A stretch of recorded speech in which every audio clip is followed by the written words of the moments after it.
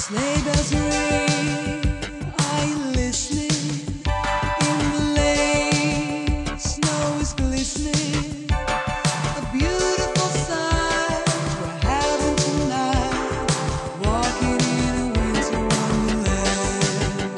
Gone away is the bluebird. Here to stay is the new bird.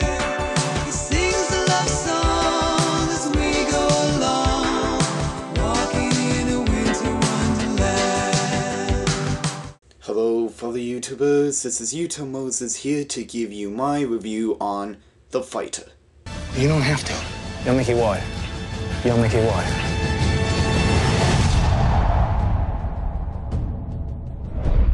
Now before I get started on this review, I gotta tell you that there's nothing Christmas related, or not even the story takes place during the month of Christmas. It's just that the movie is just released in December, and I just thought that it would be alright if I just did a review with all this around.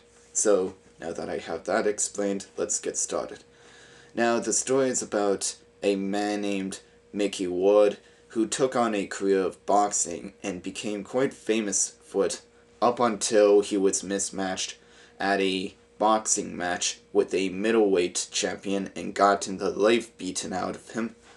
And when he came back home to Massachusetts, he became a disgrace to the whole town, and so he tries to make a couple changes in his career and trying to manage with his brother named Dickie Eklund, who's a crack addict and normally screws around too much. Like, he comes to his boxing training sessions far too late and just supports him in the worst ways that you could imagine.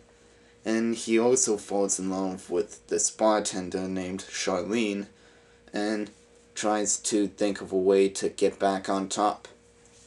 Now, The Fighter is a pretty entertaining movie with knockout performances.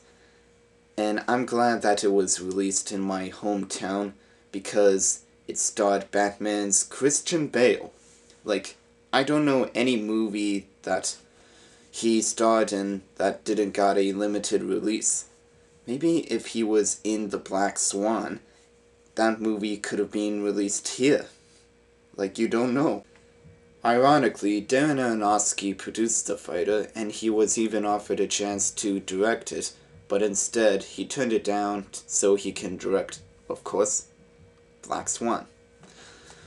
Now, Mark Wahlberg as Irish Mickey, he was pretty good, but he only speaks through one tone of voice, and when it comes to the boxing scenes, all we get is like a montage of him throwing a punch, and when they actually get to him boxing, all he does is block the whole time until he throws a punch and take out a guy.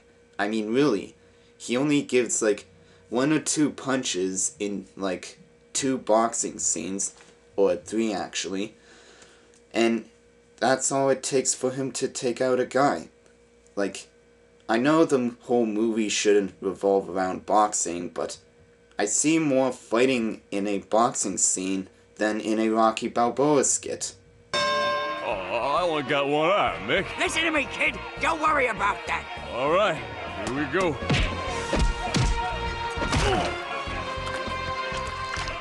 Good shot, kid. That's right. You got him. You're getting him. Rocky, what were you thinking about when you...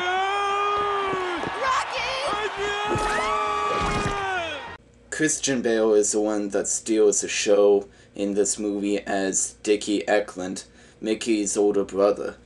He's absolutely amazing in The Fighter, and seeing how committed he was, he lost almost as much weight as when he was in The Machinist. Seeing who Dickie Eklund is, he's kind of an asshole because he does a lot of stupid things like scamming people for money, doing drugs in pop bottles, and keeps on bragging about how he took out Sugar Ray in that big boxing match. but he is a likable asshole, I'll give it that. Amy Adams was great as Charlene, Mark Wahlberg's love interest, and she even puts on an accent in this movie, but I'm kind of disappointed that she didn't got completely naked. I also liked Melissa Leo as Mickey's controlling mother, and they keep on showing us Mickey's 7 sisters, and seeing how ugly and nasty they are,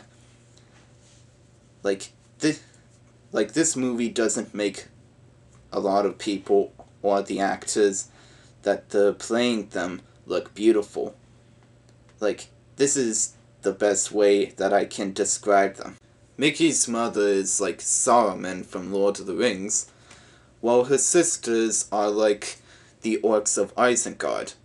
David O. Russell, who directed Three Kings, which also starred Mark Wahlberg, made the whole movie look like a documentary by how it was filmed, and during early parts of it, there was actually a documentary crew that was hanging around with Dickie Eklund, which they were making a video about the use of drugs. And basically, through the whole movie, it focused around Mickey Ward and his stress and confusion on what was the best path to take on for his career so he can make his comeback. And his family was holding him back and steering him in the wrong direction when he should have just gone with his own choices and took his father's advice. And a lot of other athletes may have gone through the same thing as him. Perfect. That's it, Mike. All right, straight line. Straight line, Mike. Straight line. That's it. Straight line, Mike. Put on straight line. Back on the track. Back, Mike. Overall, I thought this was a pretty entertaining movie with good performances all around. This is like The Wrestler with a lot more humor and less anguish to it. And I thought that Christian Bale was the standout actor through the whole thing. If he wasn't in it, or if they didn't make Dickie Eklund the vital character that he was in the movie, then to me it would have just been another mediocre Oscar contender. Christian Bale deserves the Golden Globe for his performance in The Fighter, and hopefully he gets that, and possibly along with the Oscar coming this year. Out of 5, I give it 4 out of 5 stars. This is indeed a great movie to watch if you're interested in Christian Bale's acting, or if you just like boxing in general. So, that's all for my review. Rate, comment, and subscribe, and I'll be back later. Until then, this is Yuto Moses, signing out.